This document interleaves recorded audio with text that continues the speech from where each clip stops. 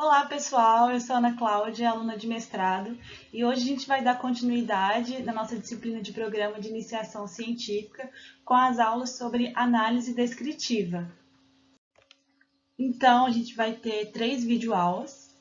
A primeira, que é essa, a gente vai trabalhar um pouco dos conceitos iniciais, tabelas e gráficos, e depois a gente vai ter mais 2 vídeos, um sobre medidas de tendência central e medidas de dispersão, e em seguida um terceiro vídeo, que é mais um passo a passo sobre o SPSS, como a gente vai trabalhar com ele.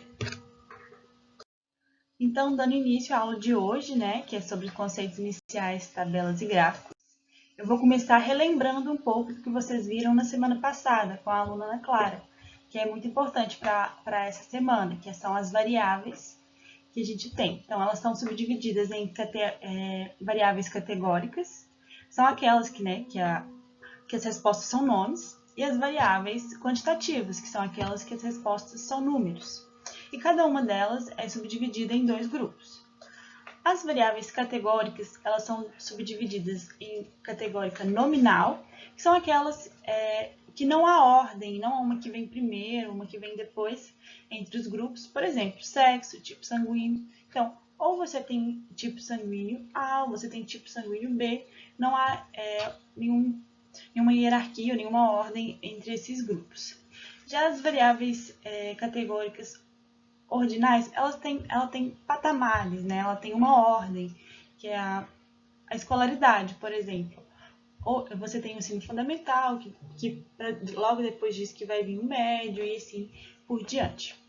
Já a variável quantitativa, ela é subdividida em quantitativa discreta, que são aquelas que as respostas são números inteiros. Por exemplo, a idade, o número de filhos ou de irmãos.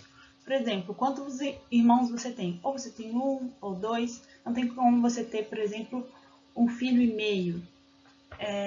E também a gente tem aí a outra subdivisão, que são as variáveis quantitativas contínuas, que são aquelas que aceitam os números decimais, que geralmente a gente se dá por temperatura, por exemplo, que se dá em escalas, como temperatura, peso, altura e assim por diante. Vamos relembrar também que a gente pode transformar essas variáveis. A gente pode, por exemplo, pegar uma variável quantitativa e transformar ela em uma variável categórica.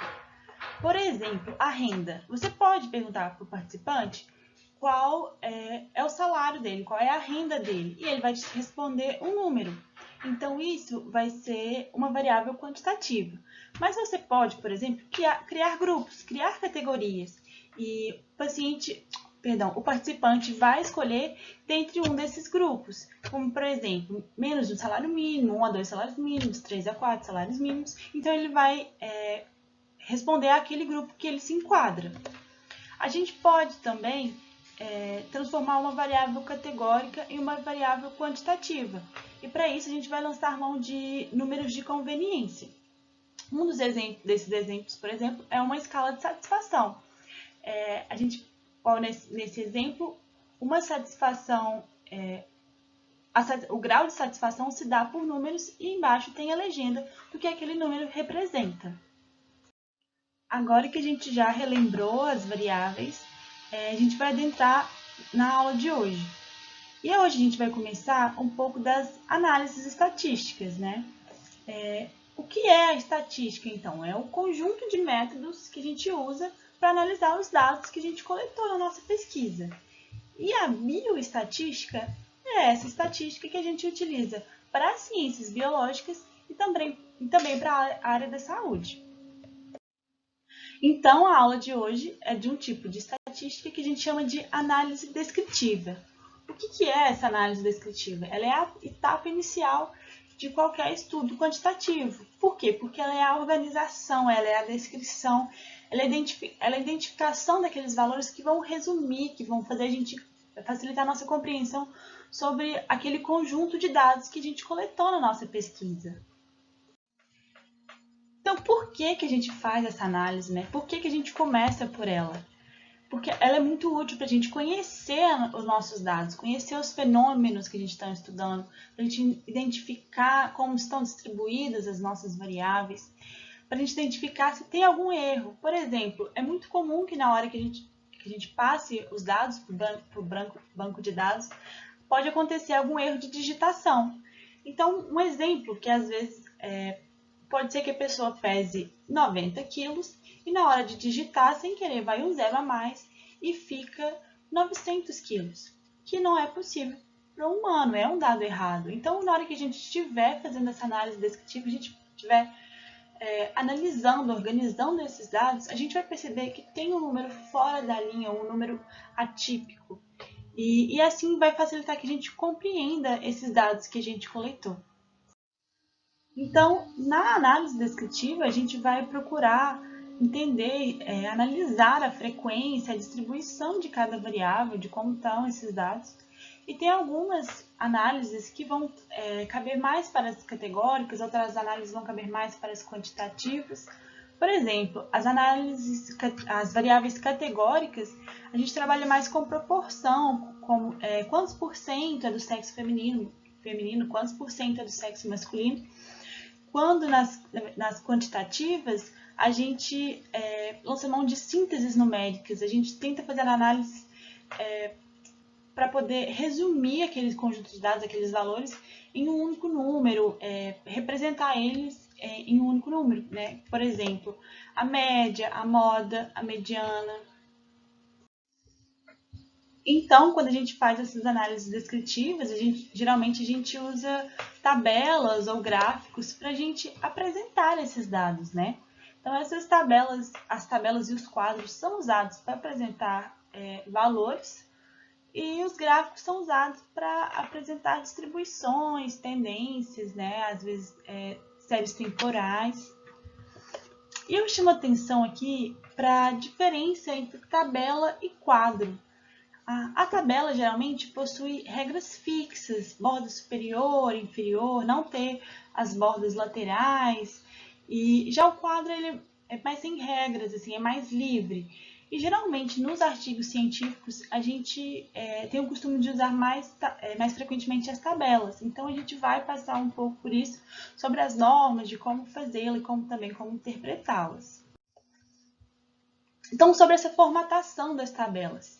Geralmente as tabelas elas apresentam um título que tem que ser descritivo sobre o conteúdo daquela tabela. E a gente numera essa tabela de acordo com a ordem de aparição delas. Tabela 1, tabela 2, né, e assim por diante. A gente também vai colocar as bordas inferiores e superiores. A gente não vai colocar as bordas laterais. E a gente vai colocar também essa linha divisória entre o título e a descrição das colunas, separando dos valores das linhas. Então, fica a borda superior, uma linha logo abaixo, e a borda inferior. Então, como eu disse aí, ressaltando, as tabelas não têm as bordas laterais. E muitas vezes elas também não apresentam as linhas verticais, né? No meio da tabela, essas linhas geralmente também não são colocadas. E é muito importante também que a gente padronize a nossa tabela para ficar fácil o entendimento e até mesmo ficar uma estética melhor. Então, a gente precisa que a gente padronize até as casas decimais. Por exemplo, quando a gente está trabalhando aí com percentual, é muito comum que tenha decimais. Então, a gente precisa colocar também esse decimal no total. O total do percentual vai ser sempre 100. Mas como as demais casas têm um número decimal, a gente coloca também nesse total. E as tabelas também vão diferir quanto aos dados que elas estão mostrando. Se é uma variável categórica nominal ou quantitativa, pode haver diferenças. Por exemplo, nas variáveis categóricas nominais, a gente vai apresentar a frequência absoluta, que é o N, que é o total do número de valores, né? Geralmente o número da nossa amostra. E também a frequência percentual, a frequência relativa, que é a porcentagem do que representa esse número no todo. É importante também que a gente coloque o total ou o subtotal destacados em negrito ou itálico para a gente poder diferenciar isso dos outros dados. Já para as variáveis categóricas ordinais e para as quantitativas discretas, a gente vai colocar a frequência absoluta, né, o que é o nosso N, a frequência relativa, que é esse percentual, e a gente também coloca o percentual acumulado, porque, por exemplo, a gente pode usar desse artifício na hora da escrita do nosso artigo. Por exemplo, até 57,1% tinham até o segundo ano, por exemplo. A gente consegue entender a que medida esses percentuais vão crescendo. E é importante a gente ressaltar que nessas quantitativas discretas, a gente usa as tabelas geralmente para aquelas que são poucas. Quando são muitos valores, há outras maneiras de se representar, né? Então, geralmente, senão a tabela fica muito extensa durante o seu trabalho, seu artigo, e vai ficar maçante, vai ficar cansativo da gente trabalhar com essa tabela. Então, a gente usa mais para aquelas quantitativas discretas que possuem pequenos valores. Então, é muito importante também que a gente coloque essas variáveis em ordem, porque para a gente fazer esse percentual acumulado, a gente precisa que eles estejam nessa ordem, né? Por exemplo, se a gente coloca o primeiro, depois o terceiro, depois que vem o segundo, esse percentual acumulado ele já não faz sentido. E a gente pode também fazer a representação gráfica desses dados, né? Os gráficos é muito importante para a gente visualizar, para facilitar a observação dos dados. Então, ele dá para a gente a noção de um panorama geral, né? A gente pode identificar alguns padrões dentre esses dados. E existem diversos tipos de dados. Eu acredito que muitos de vocês já devem estar familiarizados com alguns, como, por exemplo, o gráfico de setores, de barras ou de colunas, gráficos de linha, o histograma e o box plot. Então, agora a gente vai adentrar um pouquinho nas características de cada um desses tipos de gráfico. O gráfico de setores, ele é bem comum. A gente chama também, tem gente que chama de pizza, gráfico de torta.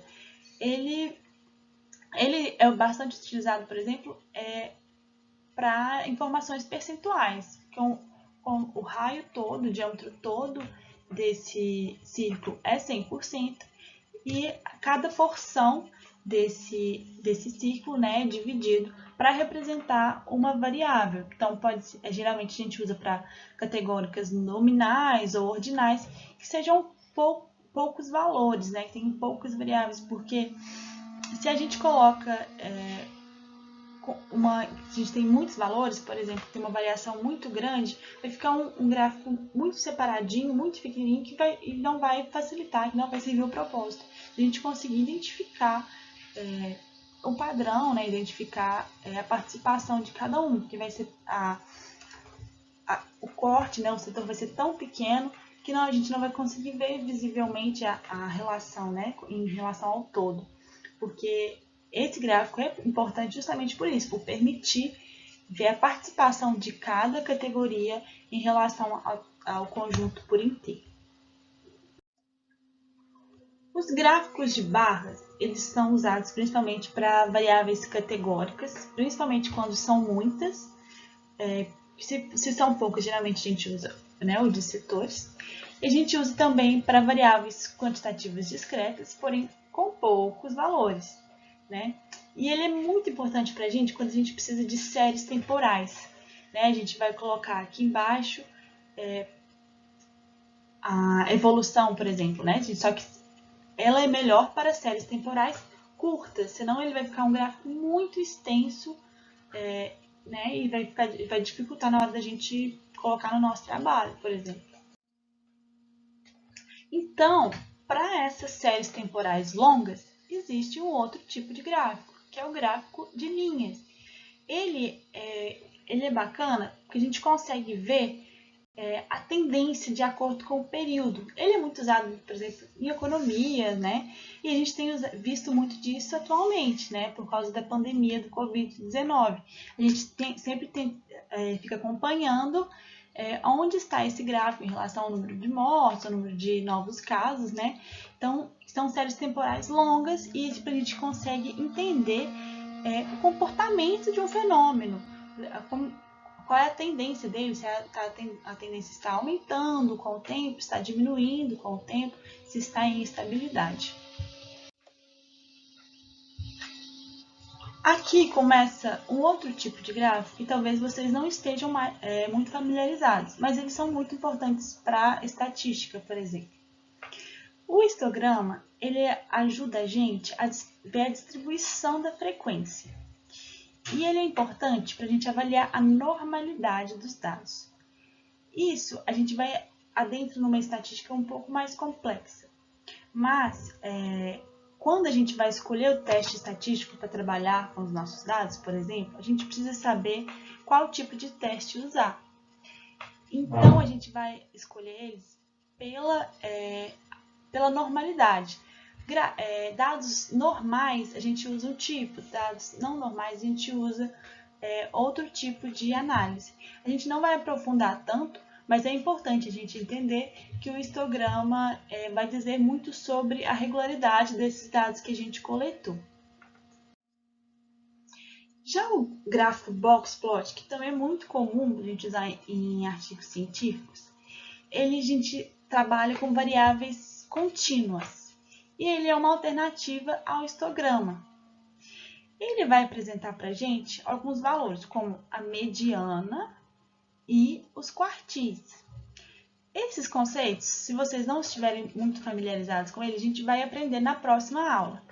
Mas o importante de vocês reterem aqui nessa aula sobre esse gráfico é que ele é muito bacana para a gente ver valores extremos, que a gente chama de outliers, que são esses pontinhos que ficam fora, que a maior parte dos dados vão estar entre esses valores. E quando um valor destoa muito, a gente consegue ver. Isso é bom, por exemplo, quando a gente tem um valor errado, como eu comentei antes, que difere muito, pode ser que a gente consiga identificar um valor que esteja assim, muito atípico por esse gráfico.